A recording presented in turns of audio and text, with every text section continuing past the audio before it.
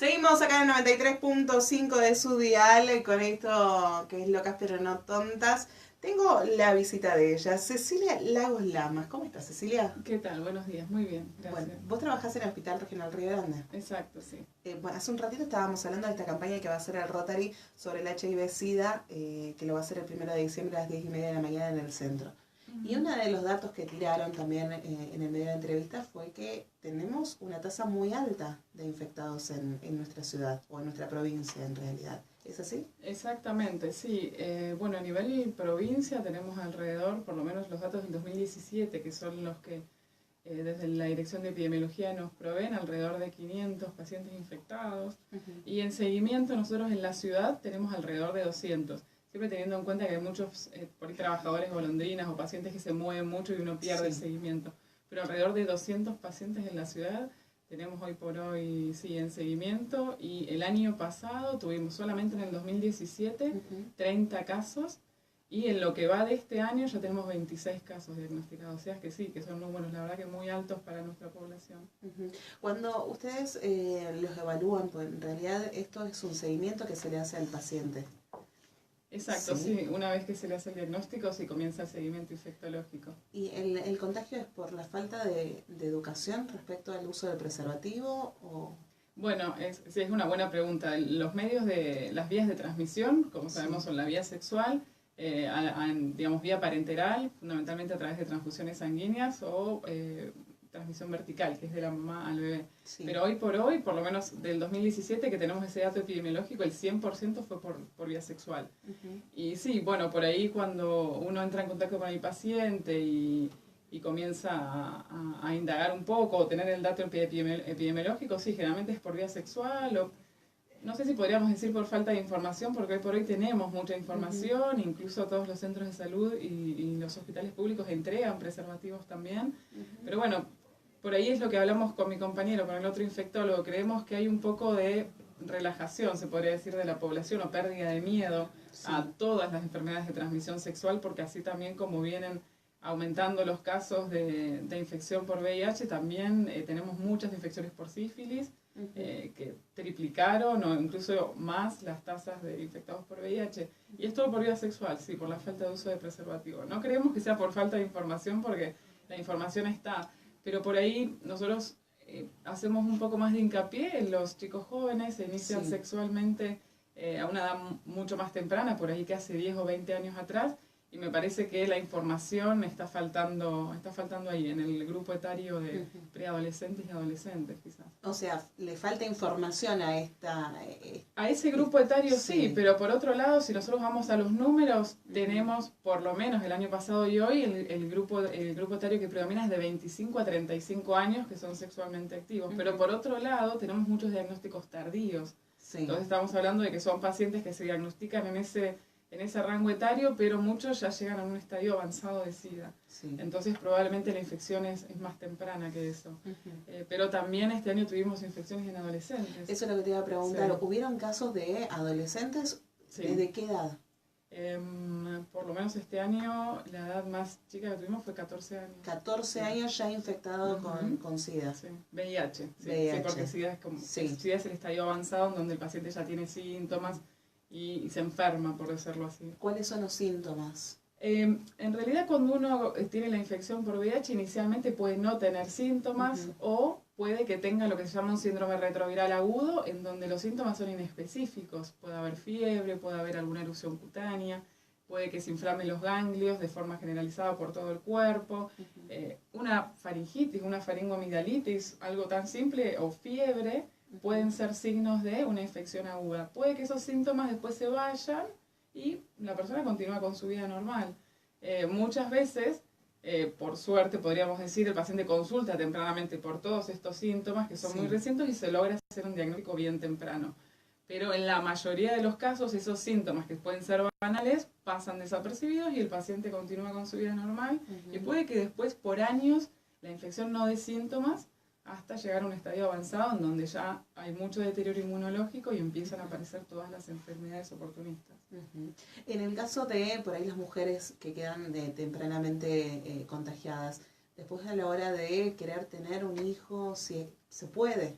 Sí, sí, hoy por hoy el tratamiento que hay disponible para controlar la infección, porque no tenemos cura, es el tratamiento antirretroviral y es muy efectivo, que es con medicación vía oral con pastillas.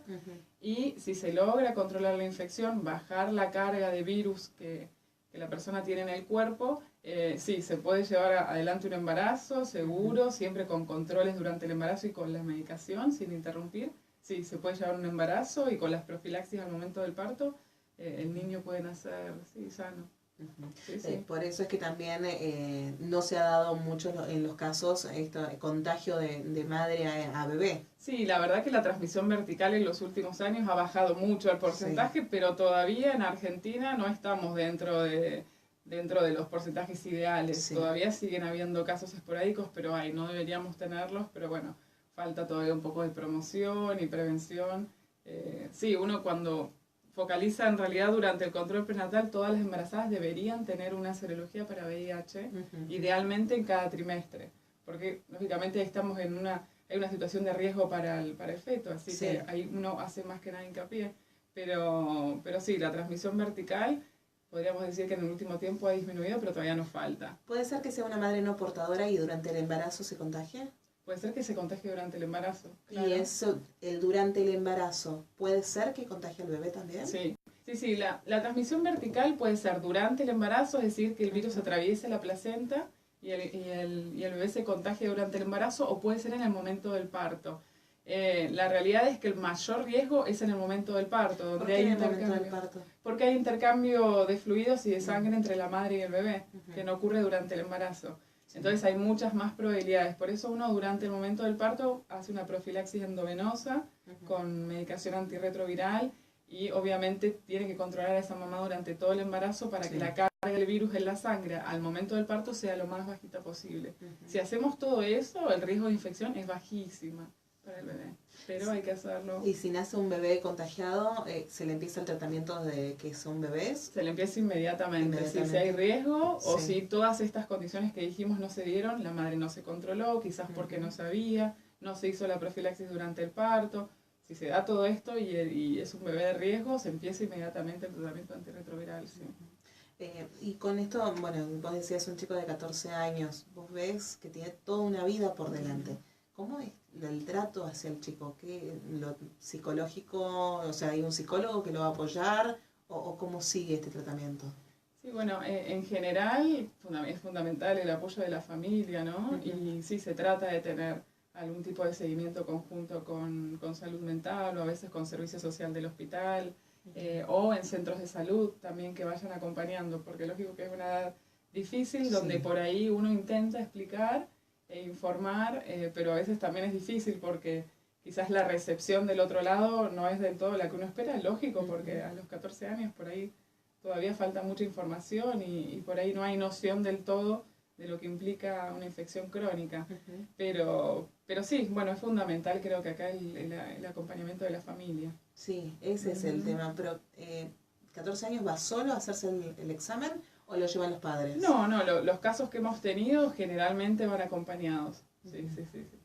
Por ahí es muy difícil también en esa edad afrontarlo frente a la familia. Sí, totalmente. Pero bueno, eso es fundamental y lo que más por ahí uno teme es que no logre la adherencia con el tratamiento. Esto de tener que tomar medicación todos los días no es algo agradable para nadie. Pero hoy por hoy la medicación que hay es muy buena, se tolera muy bien, son pocas pastillas, pero digamos igualmente, para nadie... Al principio les cuesta generalmente a todos, y a un chico de esa edad, lo único que es más difícil, entonces por eso siempre necesitamos que estén acompañados. Lo que veíamos en la tele era un cóctel de pastillas. Hoy por hoy, ¿cuántas pastillas están tomando? Sí, el cóctel quedó la palabra de la década del 90, que eran por ahí 12, 15 pastillas. Bueno, hoy por hoy mejoró muchísimo, incluso en eso, en la posología. Hay esquemas que son una pastilla por día, y hasta 3 pastillas, podríamos decir 4 a lo sumo en casos puntuales, pero en general la mayoría de los pacientes que tenemos van desde 1 a 3 pastillas por día, no mucho más que eso, y con muy pocos efectos adversos. Se viene mejorando y siempre cada año no salen muchas drogas nuevas, o sea, sí, siempre salen drogas nuevas, pero por ahí cambia la posología, cambia la administración, en vez de ser 2 pastillas, se simplifica la dosis y pasa a ser una. Eso Sí. la verdad es que se viene mejorando bastante en todo lo que es tratamiento. ¿Depende cómo reacciona el organismo también? En realidad, hay algunos pacientes que pueden hacer algunos efectos adversos a una medicación u a otra, pero sí el organismo va a responder disminuyendo la carga del virus. Lo que necesitamos es bajar la cantidad de partículas virales que hay en la sangre, que es lo que va matando nuestras defensas. Y eso lo hace la medicación. Todas las pastillas son efectivas, pero uno va armando el tratamiento de acuerdo al paciente. Sí. Por ejemplo, hay algunas pastillas que pueden generar somnolencia. Si yo sé que el paciente trabaja de noche, bueno, voy a tratar de no dársela. Entonces siempre hay alternativas en donde uno puede tratar de buscarle la mejor opción al paciente. Y cuando pregunto por el tema del apoyo psicológico es porque justamente vos te enterás de esto, sea a los 14, sea a los 20, sea a los 30, a la edad que sea, es un tema de que te haces la cabeza, de qué es lo que va a pasar, de que no sabes que te vas a morir, pensás en ese momento. Y con estas pastillas podés vivir muchísimo tiempo. Sí, bueno, eso es lo más difícil, ¿no? Cuando en el momento de uno dar el diagnóstico, por ahí hay tan poca información sobre lo que es la infección en sí y cómo transcurre a lo largo de la vida, que lo primero que el paciente piensa es, como vos decís, me voy a morir, decime cuánto tiempo me queda, me ha pasado. Sí. Pero bueno, la realidad es que cuando uno empieza a contar y a informar de a poco, ¿no? Tratamos de hacerlo en varias consultas de forma paulatina, que esta es una infección crónica, que hoy por hoy se puede vivir, se puede hacer una vida normal tomando la medicación y logrando tener una carga viral baja, pero la calidad de vida y la expectativa de vida ha aumentado muchísimo en el último tiempo. Incluso hay estudios en donde se ve de qué fallecen los pacientes VIH que están en tratamiento y demás, y las principales causas de los pacientes que están controlados siguen siendo las del resto de la población, a nivel cardiovascular. Entonces, nosotros le explicamos que si el paciente VIH está controlado con la medicación, digamos, no es ninguna sentencia de muerte estar infectado, ni nada que se le parezca, digamos, es algo que se puede controlar y hacer una vida normal si uno toma la medicación de forma diaria y haciendo los controles que requieren. Pero sí, lógico que por ahí en algunos pacientes sí requieren seguimiento psicológico o más consultas al inicio, ir informando de forma paulatina, porque también uno da un diagnóstico y no es que enseguida ya decimos, bueno, tratamiento, toma esto, uno trata por ahí de que sea en 2 o 3 consultas, seguir haciéndolo de forma gradual, como que se entienda que tomando medicación pueden hacer una vida normal. Y también esto, cuando vos encontrás pacientes que han sido ya tardío, ¿no? Que ya lo tienen desde hace varios años, pero que no se habían dado cuenta o que nunca se hicieron el examen, y tienen la duda de la cantidad de personas con las que se acostaron y que pudieran haber contagiado también. Sí, bueno, eso la verdad es que lo que nosotros seguimos viendo, por suerte son la minoría de los casos, pero genera como, ¿no?, cierta angustia, porque decir, llegar a un estadio tan avanzado y con la medicación y tratando de hacer todo lo que se puede, muchas veces se puede revertir, pero muchas veces no. Y hemos tenido casos fatales, lamentablemente, y por hacer un diagnóstico tardío, o muchas veces este miedo y el mismo paciente por ahí lo refiero, este miedo de no querer hacerse el test, o que hace 2, 3 años lo estuvieron pensando pero no se animaban, y quizás cuando llegaron ya llegaron internados y demás.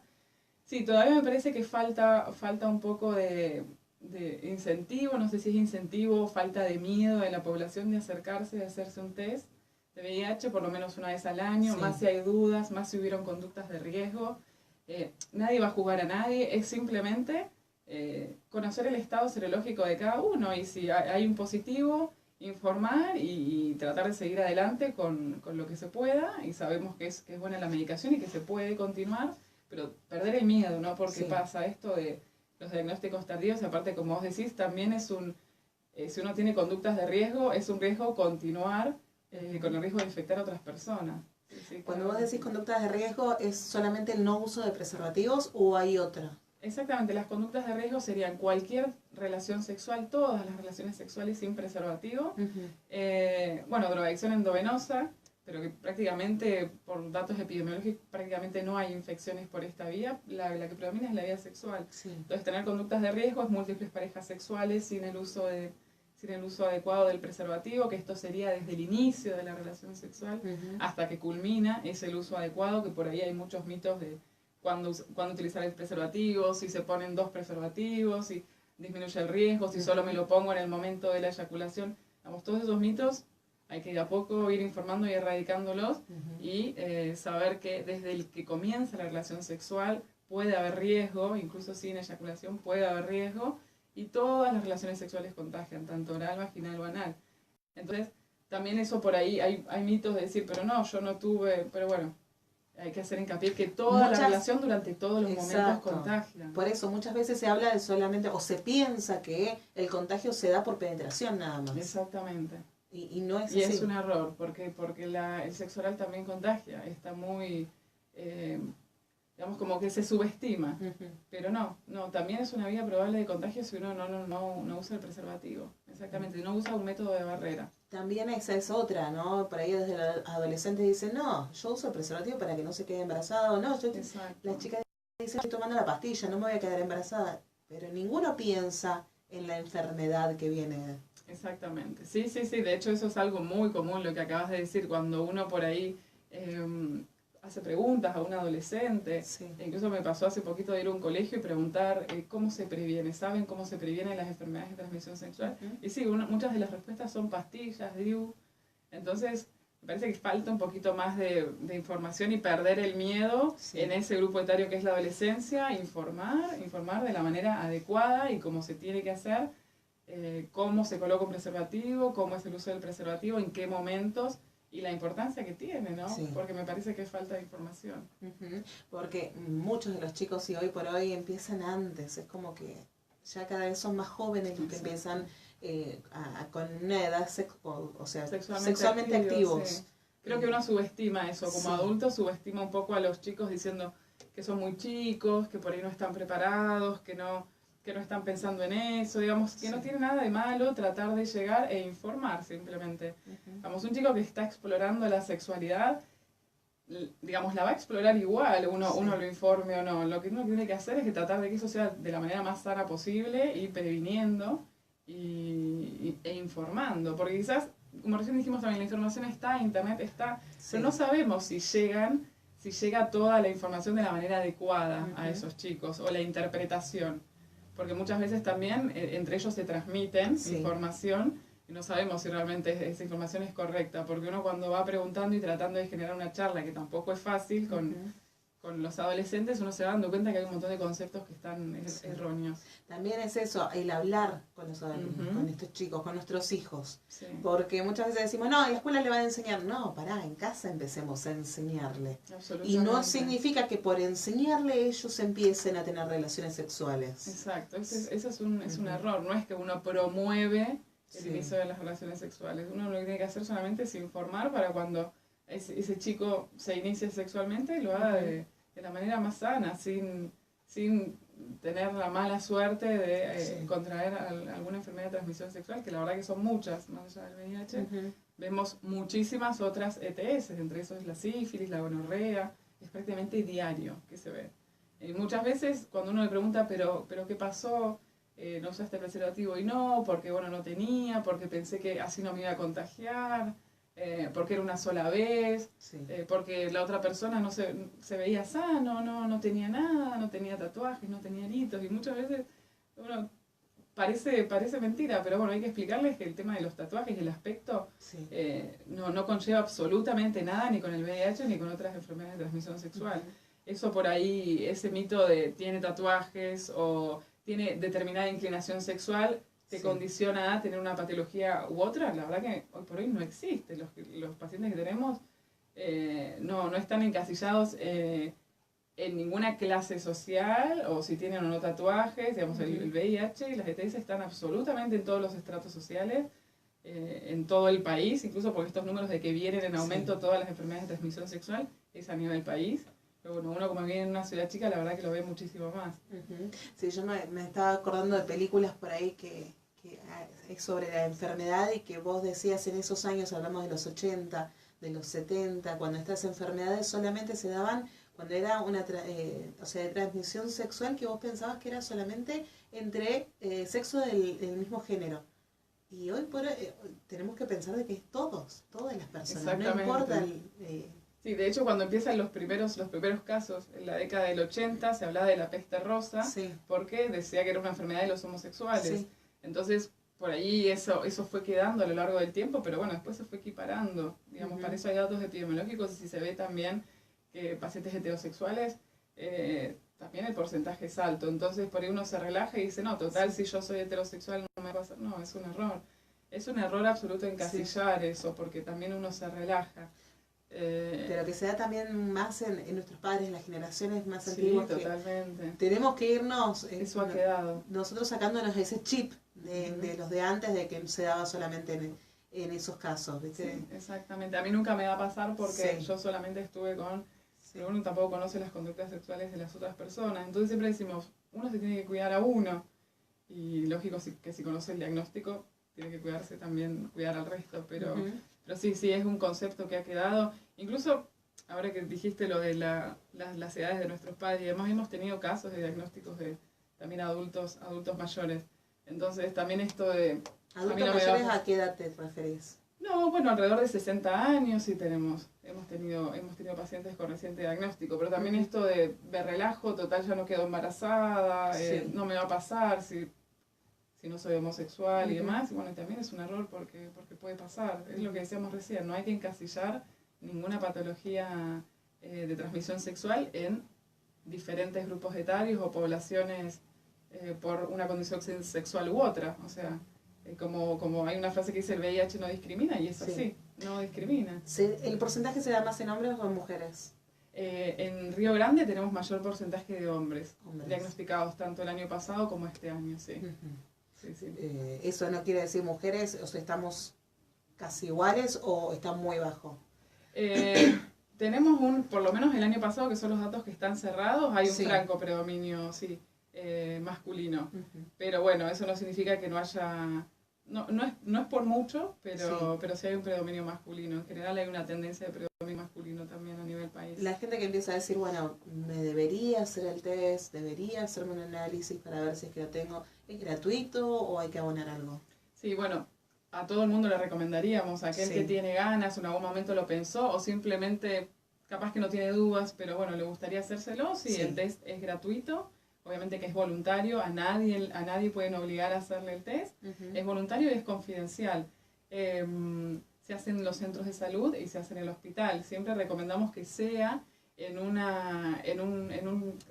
ente sanitario, en el hospital o en el centro de salud, porque creemos que están dadas las condiciones. Esto es confidencial, se tiene que hacer en un ambiente apto, con un profesional que sepa realizar el test, pero también a la hora de hacer una consejería y guiar al paciente también lo puede hacer, o sea que no se haga en un lugar abierto, sin el ambiente que amerita, ¿no? Porque dar un diagnóstico positivo, si llegara a hacerlo, no es agradable para nadie. Entonces, eso se puede hacer en el hospital, en el laboratorio, sin orden previa. Y la semana que viene que vamos a estar haciendo las actividades, lo vamos a hacer también nosotros los infectólogos en el consultorio. Pero sí, es gratuito, no tienen que pagar absolutamente nada en el hospital. En general se puede hacer durante toda la época del año. Entonces, si hay alguien que tiene dudas o en algún momento lo pensó, sí, es una recomendación. Hacerlo es confidencial porque va con un código y la información solo se la da al paciente. ¿Cuando son menores también? A partir de los 14 años el paciente puede ir espontáneamente. Y si tiene menos de 14 años, tiene que tener un consentimiento de un adulto. O sea, a partir de los 14 pueden ir solos. Exacto. Sí. Listo. Y después cuando se le da el resultado, ¿se les llama a los padres o se le pide a ellos que vayan? No, a partir de los 14 años, primero se habla con el paciente, se le comenta si hay que dar un diagnóstico y se le pide el consentimiento, si él quiere que se hable con los padres o no, él o ella. Pero no, a partir de los 14 el paciente está en condiciones de decidir. Si el paciente no quiere que la información sea transmitida a los padres, eso se respeta. Sigo pensando que las 14 son muy pequeños. Son muy pequeños, sí. En general uno habla con los padres porque el paciente accede, porque la verdad es que mucho no entiende y demás. Pero sí, uno siempre quiere más que nada el acompañamiento, pero respeta la confidencialidad y el secreto médico a partir de esa edad. Sí. Bueno, todo esto se pueden acercar al hospital regional también o a los centros de salud para poder hacerse los testeos. El tema de la medicación después hay que abonarla o también se le da gratuitamente. No, la medicación es provista por el hospital. En el caso de los pacientes que no tienen obra social, hay un programa nacional que contempla la medicación, y los que no tienen obra social, el hospital entrega mensualmente el esquema indicado, y pacientes que tienen obra social las obras sociales son las que deben entregarle la medicación, pero nunca esta medicación se abona. La medicación no se debe pagar, la provee el Estado o la proveen las obras sociales. Bueno, Cecilia, muchísimas gracias por No, haber venido. por favor. Creo que quedó claro, hablamos de todo. Pobre, no Gracias tenés a- que frenar. Gracias a ustedes por la invitación y por la difusión. Déjame recordar Sí. las actividades de la semana que viene. Dale, por favor. El lunes 3 vamos a estar en Tolwyn. A partir Sí. de las 10 de la mañana vamos a hacer una charla a los profesionales y vamos a hacer testeo también en el centro asistencial y en el SIC. Sí. Y a partir de las 3 de la tarde vamos a hacer unas jornadas para la población, más que nada para informar y también testear. Y acá en el hospital, el día lunes, martes y miércoles, se va a estar haciendo testeo, aunque repito que se hace durante todo el año, pero esos 3 días vamos a estar más abocados a hacer testeo tanto en el consultorio 30 de infectología como en el laboratorio. Sí. Y el martes 4 de diciembre vamos a hacer unas jornadas en el IPRA a partir de las 15 horas, también para toda la población, para informar un poquito Sí. y hacer un poquito de interacción para ver si hay dudas y demás. Durante estos días que pueden ir al hospital, como dijiste, lunes, martes y miércoles. Miércoles, sí. ¿Hay que sacar turno previo o directamente golpean la puerta y dicen yo quiero hacerme el testeo? No hay que sacar turno previo, van directamente al laboratorio a partir de las 9 hasta las 17 horas, Sí. sin turno, sin orden, solamente solicitan hacerse el test.